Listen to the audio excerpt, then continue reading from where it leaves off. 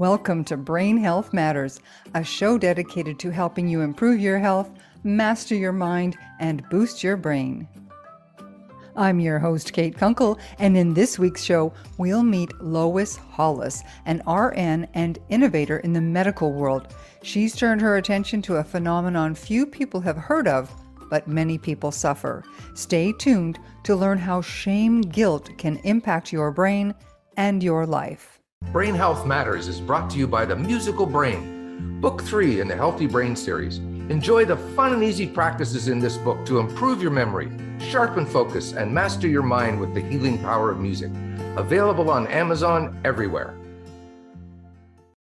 Welcome to Brain Health Matters. My name's Kate Kunkle, and tonight, registered nurse and educator LOIS HOLLIS is here to shift our opinion on some of the most forbidden subjects in mental health: shame and guilt, depression, anxiety. 30 years of migraine headaches and pain were Lois's life until she learned the dangers of shame guilt. Lois now teaches us how to communicate with our emotions and our inner critics. Thank you so much for joining us, Lois. It's a pleasure to have you here. It's a pleasure for me to be here. So thank you for your platform. You're welcome. So, I've never really thought about shame and guilt that much. I mean, of course, we often feel guilty about things that we've done or said or could or couldn't have done. But the idea of shame being with that never really struck me until I met you. So I'd like you to explain the two of them together. Thank you so much for that question, because that's what you just explained was why I was dying. Okay, I needed physical help with my bones and head traumas, and I had severe childhood abuse. So obviously that comes with broken bones and brain traumas and broken jaws and a melody. We could go on for an hour, but suffice it to say, I was quite beaten up and thrown down steps, etc. And of course, that comes with a lot of shame. So of course I had migraines. But the shame guilt was stopping me from healing. Even though I had a great healer, a chiropractor, and good nutrition, there was something missing with my emotions. I came to learn about shame guilt. And once I learned that, I healed, because shame guilt is the root of all negativity.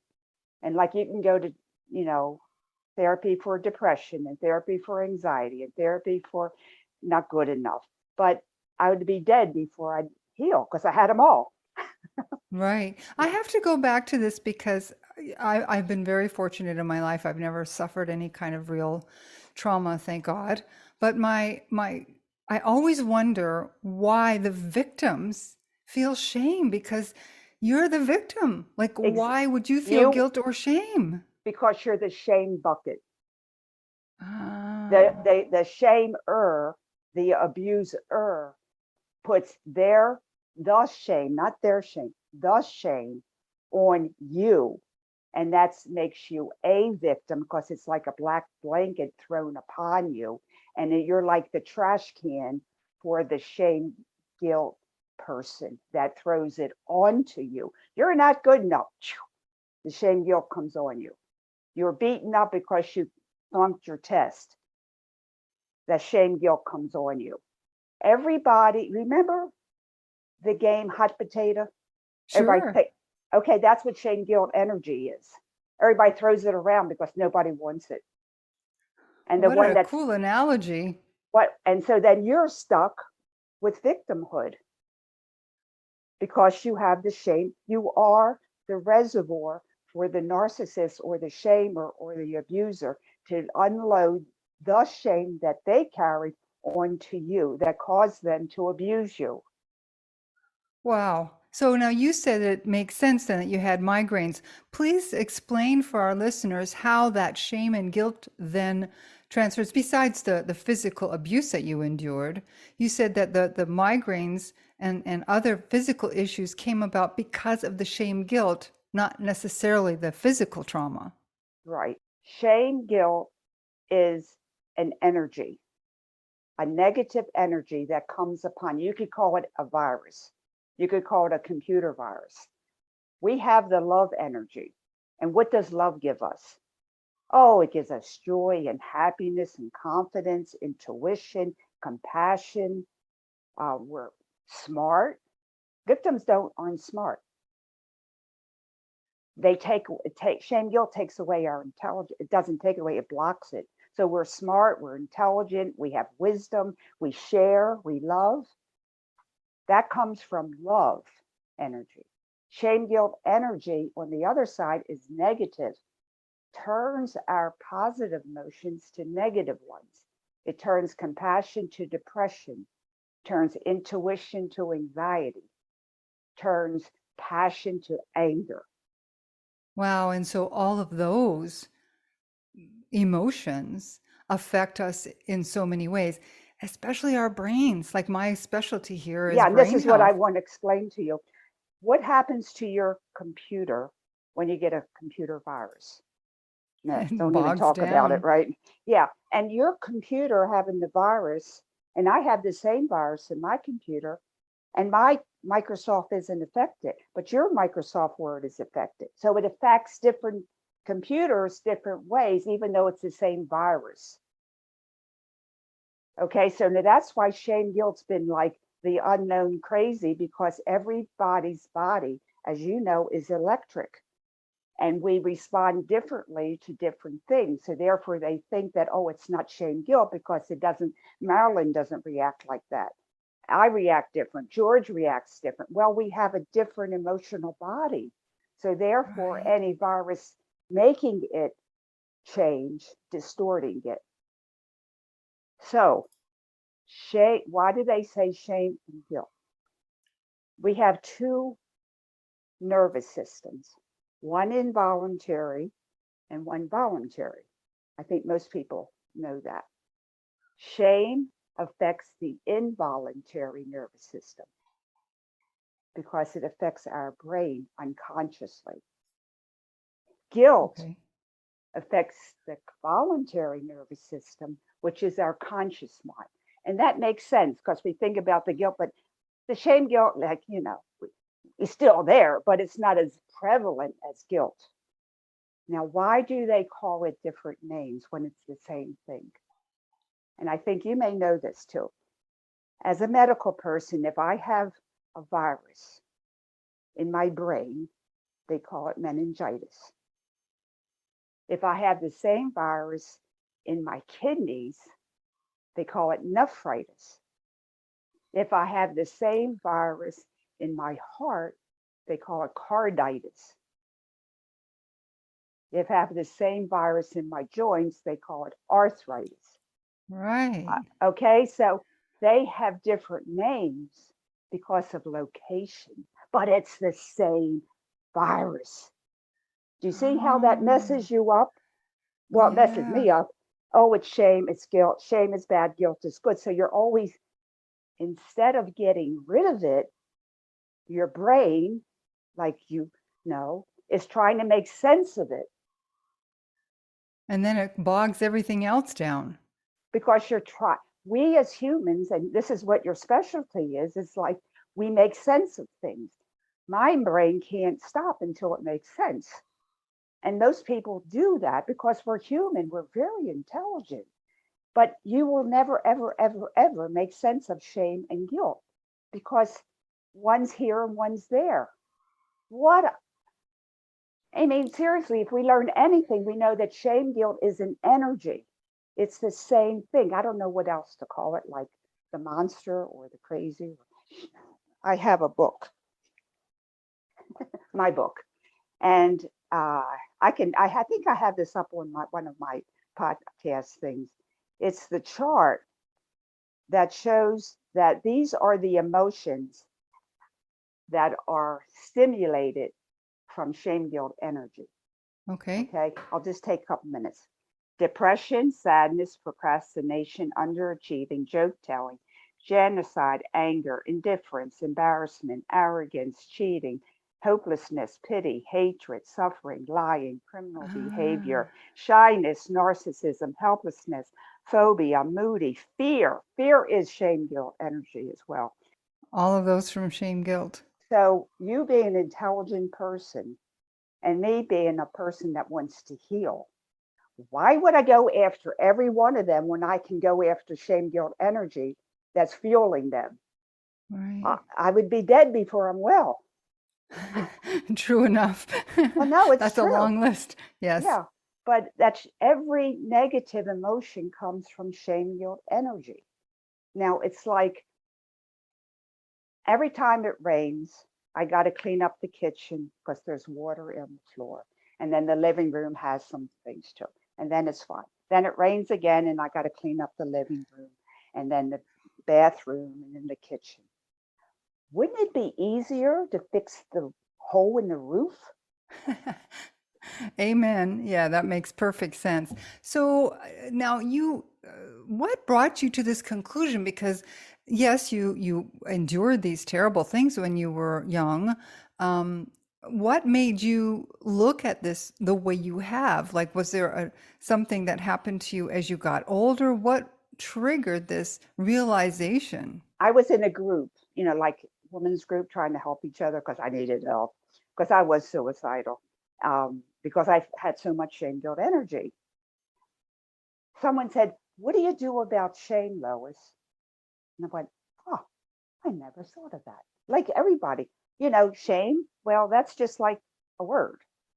I never thought of it. I have a research mind. It just doesn't stop until. Anyway, that's just whatever it is. So I go to the library. We didn't have internet then.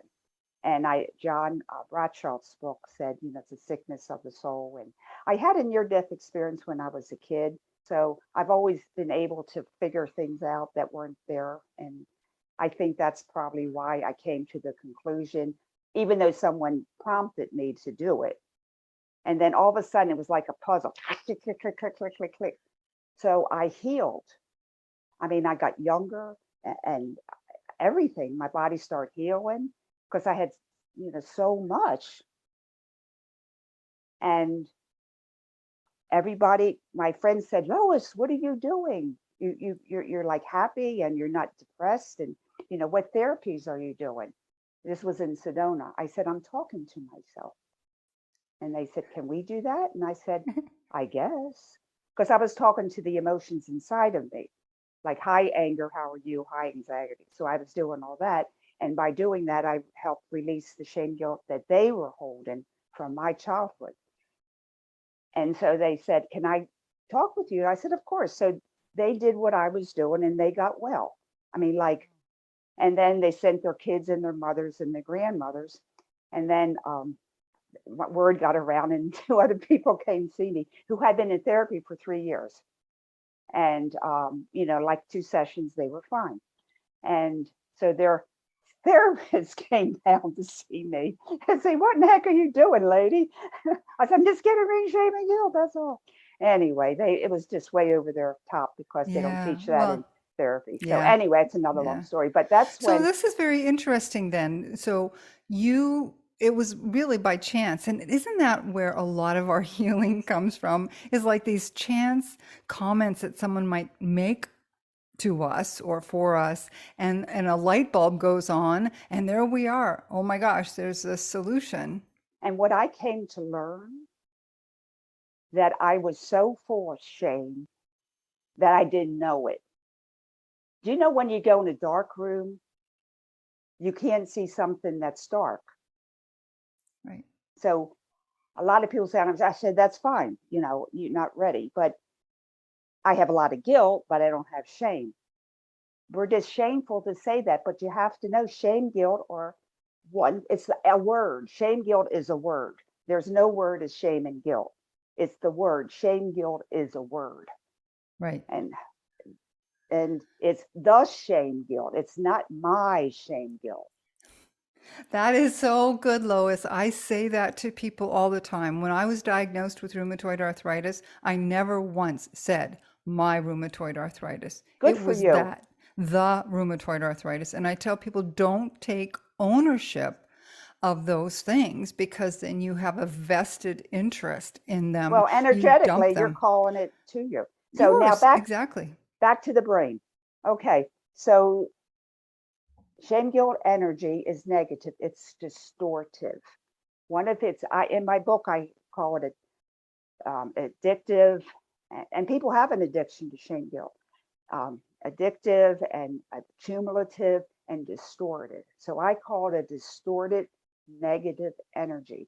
It comes into us, and like a computer virus, it alters us. Now, what are we? We're energy systems. We're ley lines. We have different lines, acupuncture lines and meridians. We are energy beings. So when an energy that's disruptive comes into us, we call it confusion, because it confuses, it distorts our nervous system. So therefore we think in a distorted way. So I tell people, if you are very confused about something, you're probably feeling some shame, guilt that's somewhere along the line, because you all have it and everybody has a degree of it. But my purpose is to make shame guilt its own study, because it's that important. And I can't believe that nobody ever did that. So if somebody was to say, Lois, what can I do? I don't have access. Well, firstly, they could reach out to you for help. Yeah. Do you do actual counseling, or is it mostly I through do your? group Okay. sessions and I do individual sessions. And I have, I don't know, 50 something, maybe 75 podcasts on my website. And this, I'm telling you what I say there. And of course, every host receives it differently. So you get 50 ways of understanding what I'm saying. And a lot of people do that first before they have session with me, but you don't have to. Right, right. So, and the other thing is you really are a trailblazer, because you also became a filmmaker. In addition to all of these other things, you became a filmmaker. Tell us a little bit about your film. My film now has the third episode is out next week, and the film is only 15 minutes.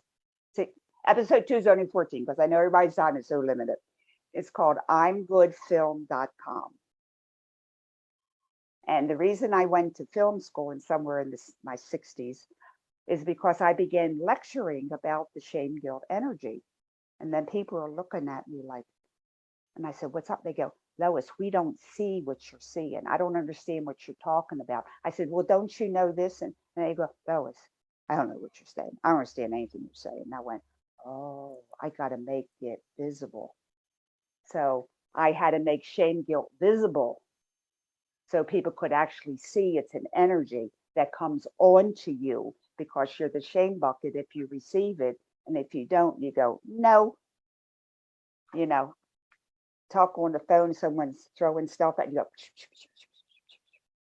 go, I don't take Excellent. it up. I don't take it.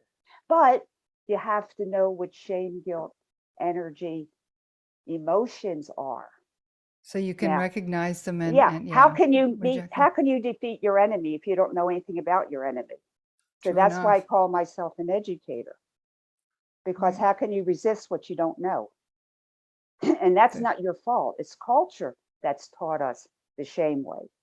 Oh my goodness, it's so true. I believe that a big part of the problem on the planet is exactly that. You're Of course, shamed into something, you're guilty because you've done something or you haven't done something. And if any time in history seems to have magnified that, it's the last 2 years.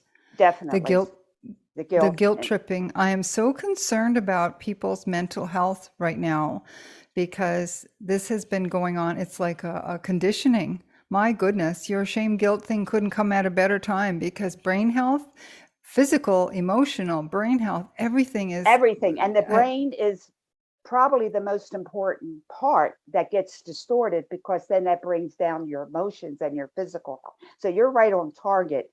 Now, I'm sure you might have heard of David Hawkins. yes, of course. Okay. Have you seen his energy evaluations of emotions? I have not lately. Uh, I mean, I think I've okay. seen it in the past, but it's not fresh in my mind, and I most can, people might not know it. I will send you the pyramid that Okay. each emotion he has given energy amount to. Like Oh, enlightenment is 700,000 to the 30th power. wow. There is such a number. And I don't Sure. forgot the name of it. My math brother-in-law knows it, but please believe me, there is such a number as 700,000 to the 30th power.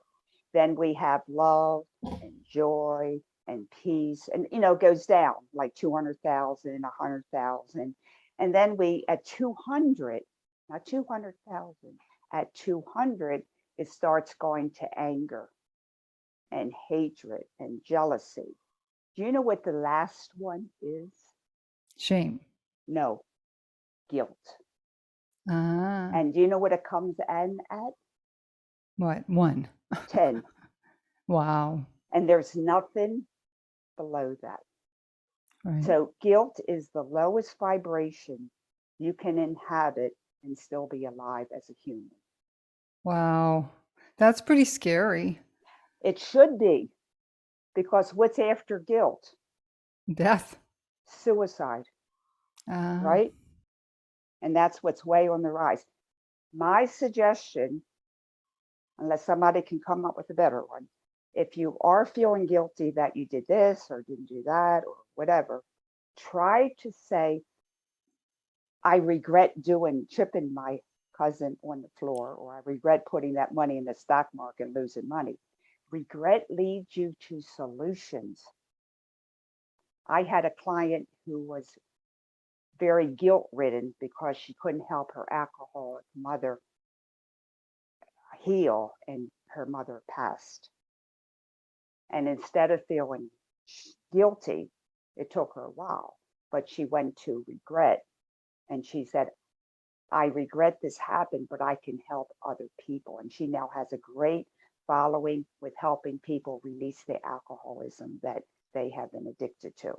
what a beautiful way of turning around such a devastatingly dangerous and destructive emotion Right. into something that can give you hope to help somebody, Or help yourself even. yourself.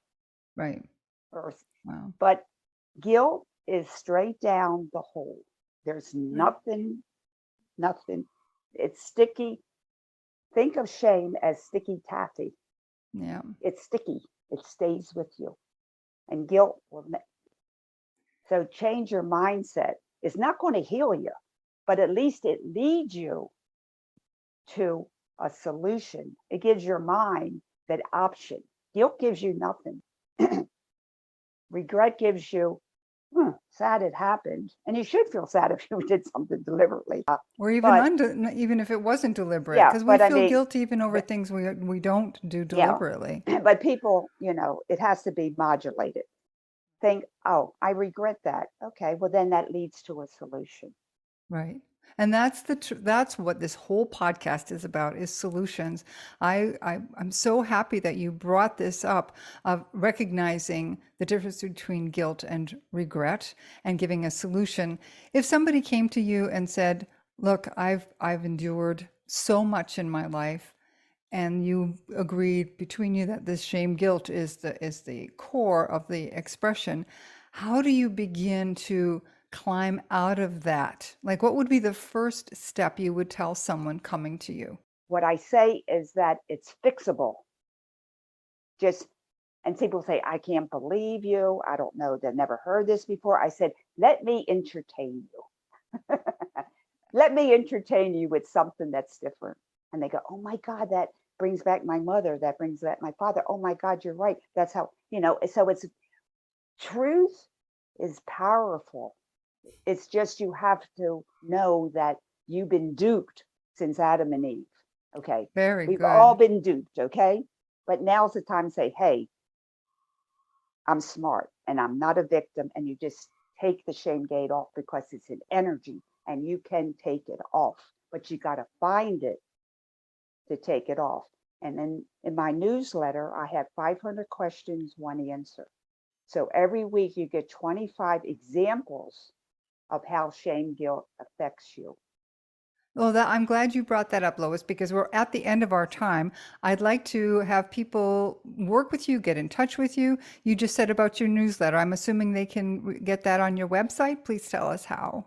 LOISHOLLIS.com, LOISHOLLIS.com. I have my film on there and my podcast, everything. But if you just want to see the I'm Good film, which has films of Shameguilt animations affecting you and how it affects you. So it's called I'mGoodFilm.com. Just an I and an M. There's no apostrophe. It's just I'm good because I'm good.